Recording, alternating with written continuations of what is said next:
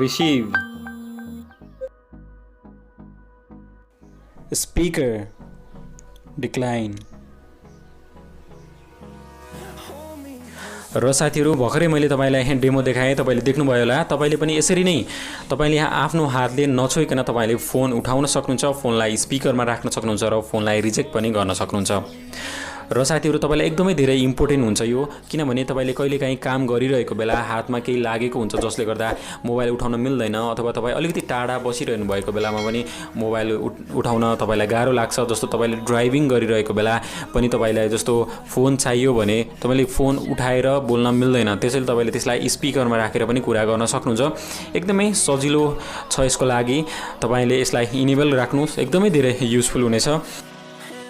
र साथीहरु तपाई च्यानलमा नयाँ हुनुहुन्छ भने सब्स्क्राइब गर्नुहोस् टेक्निकल एरालाई र बेल आइकन थिच्नुहोस् यस्तै खालका इम्पोर्टेन्ट भिडियोको जानकारी पाउनलाई। र यसको लागि तपाईले प्ले स्टोरमा गएर एउटा सानो एप्लिकेसनलाई इन्स्टल गर्नुपर्ने हुन्छ। त्यो एप्लिकेसनको नाम रहेको छ बानी your personal voice assistant call answer भनेर तपाईले देख्न सक्नुहुन्छ। यसलाई तपाईले इन्स्टल गर्नुस् र इन्स्टल गरेर तपाईले यसरी ओपन गर्नुस्।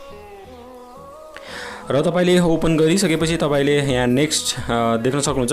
नेक्स्ट गर्दै जानुस् तपाईले र स्टार्टमा क्लिक गर्नुस्।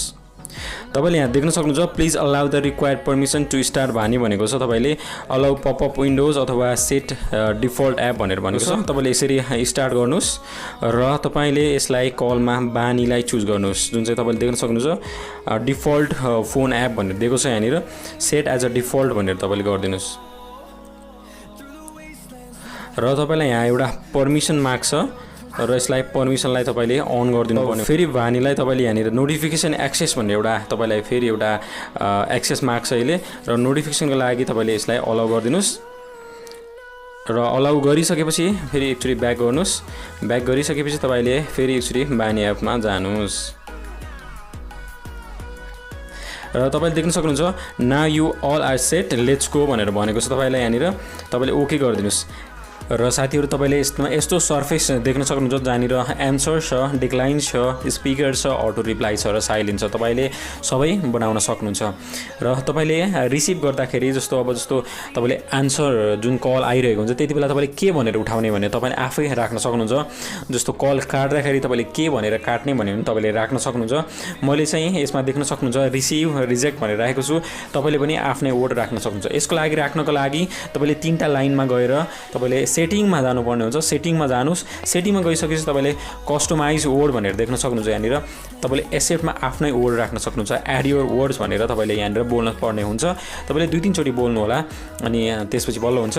र त्यसपछि तपाईले डिक्लाइन छ, स्पिकर छ, तपाईले के राख्न चाहनुहुन्छ आफै राख्नुस्। यसरी राखिसकेपछि तपाईले सेभ गरेर तपाईले ब्याक गरिदिनुस्। ब्याक गरिसकेपछि तपाईले अब फोन आउँदाखेरि तपाईले देख्न सक्नुहुन्छ स्टार्टिङमा देखेको जसरी नै फोन आउँछ र तपाईले त्यसलाई रिसिभ अथवा तपाईले जे राख्नु भएको छ त्यही वर्ड बोलेर तपाईले फोन उठाउन सक्नुहुन्छ।